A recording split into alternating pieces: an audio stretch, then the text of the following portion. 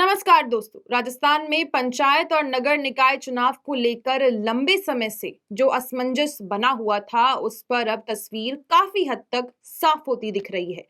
राज्य निर्वाचन आयुक्त राजेश्वर सिंह के एक मीडिया संस्थान को दिए गए हालिया इंटरव्यू में न सिर्फ चुनाव की टाइमलाइन और इसी को उजागर की गई, बल्कि सरकार और आयोग की भूमिकाओं के बारे में उनकी सीमाओं को भी स्पष्ट कर दिया गया है। आयोग का दावा है कि पंचायत चुनाव मार्च में और नगर निकाय चुनाव अप्रैल में कराए जाएंगे। यानी इस बार स्थानीय लोकतंत्र को लेकर देरी की जो गुंजाइश थी वो बेहद कम नजर आ रही है। ये बयान अपने आप में महत्वपूर्ण है, क्योंकि बीते वर्षों में चुनाव समय पर न होने को लेकर आयोग और सरकार दोनों पर सवाल उठते रहे हैं। आयोग का यह आत्मविश्वास बताता है कि तैयारी प्रशासनिक स्तर पर लगभग पूरी मानी जा रही है।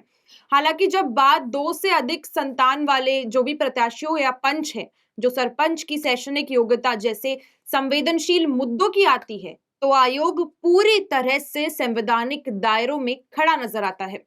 राज्य निर्वाचन आयुक्त साफ तौर पर कहते हैं कि ये फैसला सरकार और विधानसभा का अधिकार क्षेत्र है। आयोग का ये रुख दरअसल एक संकेत है। अगर नियमों को देखा जाए, अगर नियमों को लेकर कोई भी राजनीतिक या कानूनी विवाद होता है, तो उसको सीधे तौर पर उसकी जिम्मेदारी चुनाव आयोग की नहीं, बल्कि राज्य सरकार की होगी।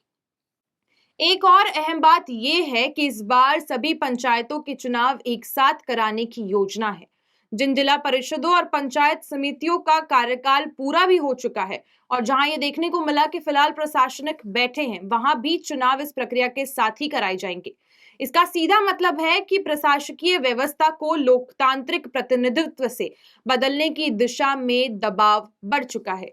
चुनाव आचार संहिता को लेकर भी आयोग ने स्पष्ट संकेत दिए हैं। मार्च के पहले सप्ताह में जैसे ही चुनाव की अधिसूचना जारी होगी, वैसे ही आचार संहिता लागू हो जाएगी। यानी राज्य सरकार के लिए नीतिगत फैसलों और घोषणाओं की समय सीमा अब बेहद सीमित नजर आ रही है। मतदान प्रक्रिया को लेकर आयोग का अनुमान है कि पंचायत चुनाव लगभग 3 चरणों में कराए जाएंगे। मार्च महीने में पड़ने वाली छुट्टियों को ध्यान में रखते हुए ये रणनीति बनाई जा रही है, ताकि मतदान प्रतिशत प्रभावित ना हो और पूरी प्रक्रिया 31 मार्च से पहले पूरी की जा सके। कुल मिलाकर राज्य निर्वाचन आयोग का संदेश साफ है। चुनाव कराने की तैयारी पूरी है, लेकिन नियमों और योग्यताओं को लेकर गेंद अभी भी सरकार के पाले में है। आने वाले कुछ हफ्तों में ये तय होगा कि राजस्थान में पंचायत और नगर निकाय चुनाव केवल एक प्रशासनिक प्रक्रिया बनकर रहेंगे या फिर वे एक बड़े राजनीतिक विमर्श का कारण बनेंगे।